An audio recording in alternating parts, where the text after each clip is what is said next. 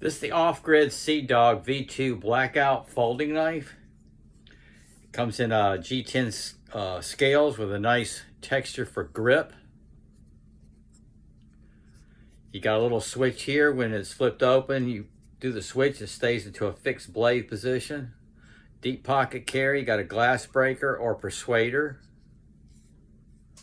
The steel is made out of Cryo D2 steel. It is a reverse tanto. Nice jipping back here. This weighs 6.5 ounces. This is the off-grid Seadog V2 Blackout folding knife.